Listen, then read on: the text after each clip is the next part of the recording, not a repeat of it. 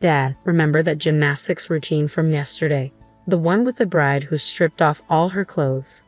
The atmosphere in the wedding reception hall went dead silent at my daughter's words.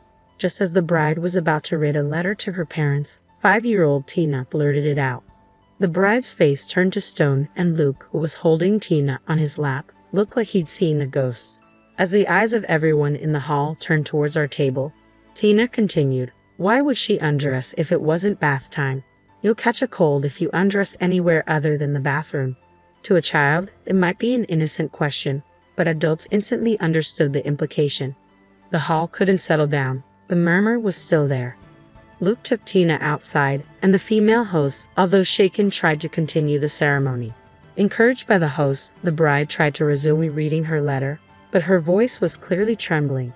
Usually, you'd hear sniffling and see tears of emotion filling the hall, but not a sound could be heard. Tina's comment had turned what should have been a joyous event into complete chaos. "I'm Bianca, 33 years old, and I live with Luke and our 5-year-old daughter Tina. Luke has a brother who got married a bit late at 40 to a much younger woman, who's 28. Finally, they decided to tie the knot. At the family meeting about the engagement, my brother-in-law seemed utterly smitten with his fiancée. It was really heartwarming to see. Who could have thought that attending my brother-in-law's wedding as a family of 3 would lead to such a disaster?" Naturally, after the wedding reception ended, the bridal suite turned into a scene of chaos. I immediately confronted Luke. "What was that all about?" "That's just Tina being Tina. Don't take it seriously," he replied. "Our kid just disrupted the whole ceremony. Of course I'm rattled. And it's your lack of discipline that led to this. You need to teach her better manners." Luke then quickly handed Tina over to me and left in a hurry. I felt like he was running away from me. We were staying at Luke's parents' house that night before the wedding because it took place at a hotel near his hometown, and we live far away.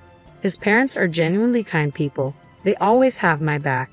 Unlike some of my friends who dislike going to their in-laws, I've never felt uncomfortable there. That's why we had planned to take a week-long vacation around the time of the wedding and relax at Luke's parents' house before heading home. Even though both my brother-in-law and sister-in-law are planning on living in that house, it's spacious enough to accommodate us comfortably. Tina, who's usually told not to run around in our cramped apartment, seemed excited and restless, walking all over the house to explore. Come to think of it, I recall Luke and my sister-in-law being absent for a bit last night when we were having a good time drinking with my brother-in-law and parents-in-law. "Mom, Dad's playing around. Tina wants to join in too." I feel like Tina did say something like that. Who would have thought that what she was referring to was Luke and my sister-in-law cheating in the bridal suite? My brother-in-law and sister-in-law spent a long time talking. Eventually, we decided to head to the after-party. Our friends were waiting for us at the after-party, but Tina and I ended up going back to my parents-in-law's house. If what Tina said is true, I am so sorry. My mother-in-law kept apologizing, looking genuinely regretful as we left the hall. "Please stop. Luke is the one who's at fault here. But even though you've done nothing wrong, it's my fault for not properly teaching him how to treat women. No family could possibly teach that level of decency." When we arrived at my parents-in-law's home, Luke was already back, sitting alone, watching TV, and drinking a beer. Standing tall, my mother-in-law broke the ice. "So, what kind of gymnastics are we talking about? I'd love to see it." "That's not it. I was just asking my future sister-in-law to look after my brother." "What a considerate younger brother you are, but I can't imagine Tina lying. She's only 5 years old and she often says strange things. Tina is my granddaughter and she's very bright. So, you're taking the word of a bad girl over your own son. Don't you dare call my precious granddaughter a bad girl." "Are you getting mad?" Both my mother-in-law and I had our suspicions about Luke, but we couldn't push it further based solely on the word of a 5-year-old. Luke wouldn't admit anything. He just went into a sulk and locked himself in his room. 2 days after the wedding, both my mother-in-law and I kept an eye on Luke, but he didn't do anything suspicious. Well, my brother-in-law and sister-in-law went off on their honeymoon, so it's not like he had a chance to be suspicious anyway. Meanwhile, Tina, ever the little explorer around the house, found something unbelievable. "Mommy, what does this say?" Tina can't read cursive yet. "You shouldn't be going through Grandma and Grandpa's stuff." "No, it wasn't like that. I found this in Dad's bag." "Is it a letter?" "Tina has written to her friends at preschool before." "Let me see." Shockingly, it was a letter from my sister-in-law to Luke. No, calling it a letter doesn't quite do it justice. It was undeniably a love letter. The letter read, "Dear Luke, the day before the wedding was so exciting, wasn't it? We have to be cautious for a while since we're being watched at home, but we'll definitely have a chance, so don't give up. You're the only one I love, Luke. The reason I married an older man is so I could be with you. Come get me soon." I couldn't let myself break down in front of Tina, so I forced myself to keep my composure. "This is a work-related letter, so Mom will take care of it, okay?" "Okay," Tina replied cheerfully, heading off on another household adventure. So Tina wasn't mistaken after all. She really did see what was happening. I calmly took a photo of the letter and placed it back into Luke's bag. Then I went to the kitchen where my mother-in-law was making pickles. "Mother-in-law, Tina found a love letter that sister-in-law sent to Luke." "What?" As I showed her the photo of the letter on my phone, my mother-in-law's face fell. "What is this? It's disturbing. This is unfair to brother-in-law. Why have such a flashy wedding if this is going on? If she didn't love him, why did she marry him?" My mother-in-law was visibly angry, her face turning red. At this point, I decided to tell her something that had been bothering me. "Luke said he has to go back alone tomorrow because work suddenly came up, even though he was supposed to be on vacation." My mother-in-law looked up at me, deep in thought. "Doesn't that seem odd?" "Exactly." My mother-in-law and I exchanged glances, both of us seemingly concerned about the same thing. The timing is just too perfect. Plus, his brother and his wife are on their honeymoon in Hawaii. Do you think they're planning to meet up there? I nodded in agreement. I hate to say it, but brother-in-law is a very kind person who is unfortunately a bit naive and easily deceived. There is no doubt in my mind that the two of them plan to have a secret meeting without brother-in-law noticing. After all the trouble to finally get married, he ends up with a woman like that. It's even sadder because they seem so happy. Let's go with that. Mother-in-law suddenly stood up and began washing her hands. "All right, start packing for Hawaii. Your father's coming too." "What?" I was genuinely surprised by mother-in-law's sudden declaration, but she looked at me and smiled, clearly pleased. "We're going to expose everything. Do they have any idea how much we spent on that wedding? Just because he's marrying a younger woman, we even chipped in 30 grand. This is no joke. We're definitely getting that back." I couldn't help but applaud mother-in-law's determination and immediately started to prepare as well. For some reason, mother-in-law seemed strangely excited, and deep down, I was excited too. Just wait, we'll make them wish they were never born. The next morning, Luke was having breakfast, trying too hard to keep a straight face. "It's really a shame you have to work after finally getting some time off. Just relax and enjoy your time." Even though no one was listening, Luke loudly announced his departure and left in a flurry. We quickly packed our bags. Our parents-in-law, Tina, and I left about 2 hours later. Luckily, we got the tickets in a hotel with no issue. Tina was thrilled, shouting and playing. We chose a lodging spot a bit away from the hotel where we heard brother-in-law would be staying, so we wouldn't attract attention. Upon arrival, mother-in-law decided to call brother-in-law to see how things were going. "How's Hawaii?" Responding to mother-in-law, brother-in-law's relaxed voice came through the speakerphone. "It's warm and relaxing. We're planning to go to Sea Life Park, Hawaii tomorrow. Look forward to some souvenirs." Brother-in-law seemed to be having a great time but mentioned, "Well, my wife is going out to dinner with a friend who lives in Oahu tonight, so I'll be alone." Hearing that, mother-in-law lifted her gaze and exchanged glances with me. No doubt Luke and sister-in-law are probably having a secret meeting tonight. Well, enjoy Hawaii. Mother-in-law decided to hang up, perhaps concluding that now was not the time to say anything. It's sad for brother-in-law who is in the dark about all of this. Who would have thought we'd catch Luke and sister-in-law on a date as soon as we landed? Though we have valuable information, my emotions were a mess. I wished it were a lie. I wished it were just sister-in-law's one-sided affection, but Luke had followed her all the way to Hawaii. Ignoring this wasn't an option anymore. After discussing with my parents-in-law, we decided that father-in-law, who could blend in the most, should tail sister-in-law as she left the hotel for her date tonight. Father-in-law put on a hat and a mask, transforming into an unnoticeable passerby in seconds. "Way to go, Dad. You're completely unnoticeable." Tina added, "Grandpa is sus." She was delighted, whether he was being praised or teased. Easily influenced by mother-in-law's words, father-in-law decided to stake out at a cafe in front of the hotel where brother-in-law and his group were staying. Hun, your mission is threefold. 1. Follow daughter-in-law as she leaves the hotel. 2. Confirm she's meeting with Luke. And 3. Keep an eye on her till she enters and leaves another hotel. Got it? Father-in-law nodded earnestly at mother-in-law's forceful instructions. Equipped with his high-sensitivity DSLR camera and a big telephoto lens that he bought as a hobby, he headed out. We were incredibly grateful to father-in-law, who willingly took on the task despite the long hours it would entail. Mother-in-law, Tina, and I finished dinner and returned to the hotel. After putting Tina to bed, we waited for father-in-law's return. Surprisingly, father-in-law didn't come back until 3 o'clock in the morning. "Let me sleep for now," he muttered as he crawled into bed, looking exhausted. So we decided to hear the full story the next morning. The next day, as we looked at the photos father-in-law had taken while listening to his account, there was irrefutable evidence. True to his love for photography, father-in-law's shots were incredibly detailed. Even from a distance, you could see the two of them embracing clearly.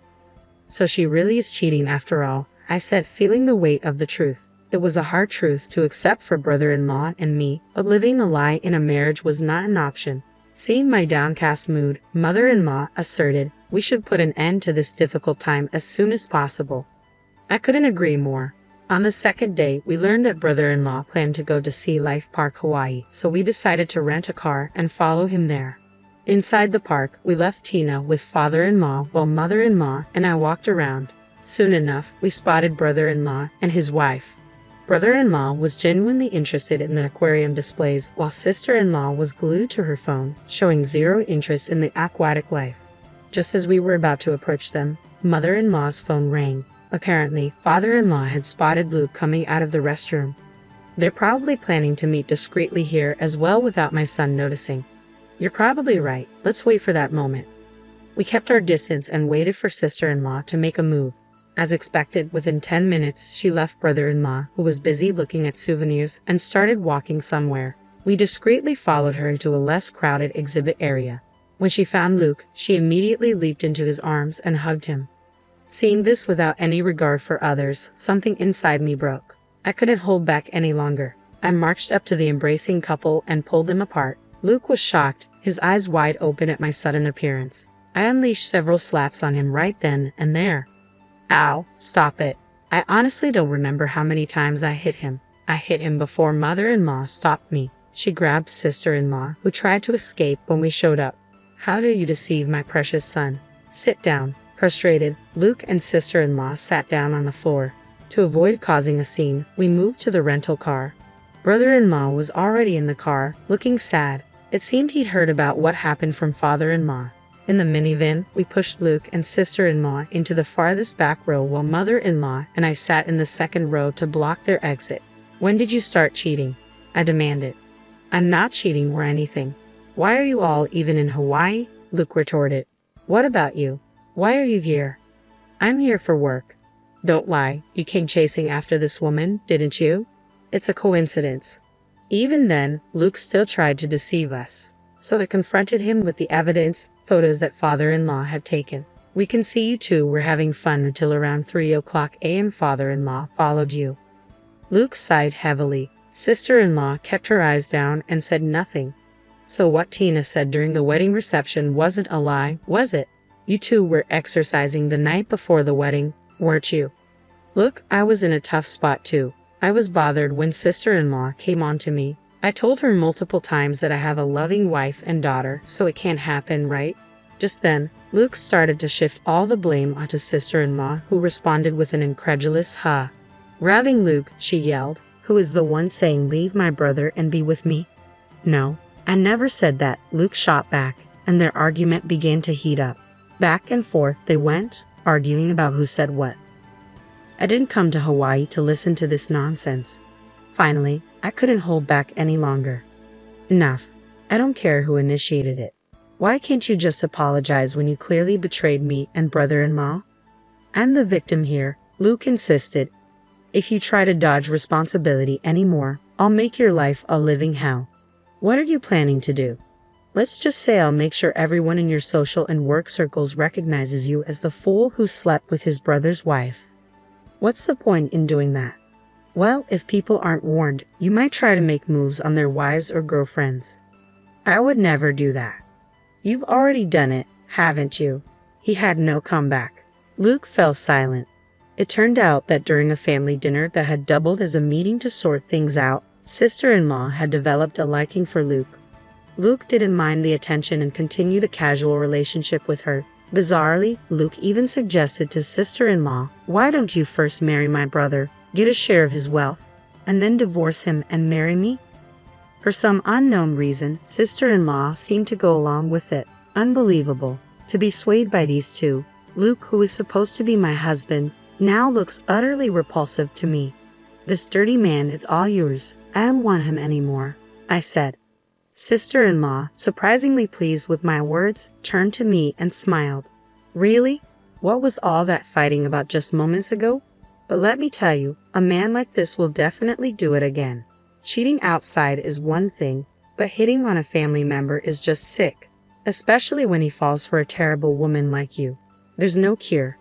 Sister-in-law, entirely unfazed by my words, smirked as if she'd won.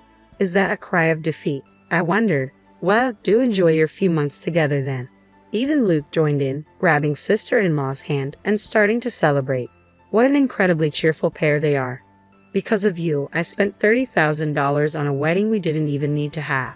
I expect that money back. I'll also be seeking compensation in the divorce proceedings." "I expect $20,000 from each of you," I stated firmly.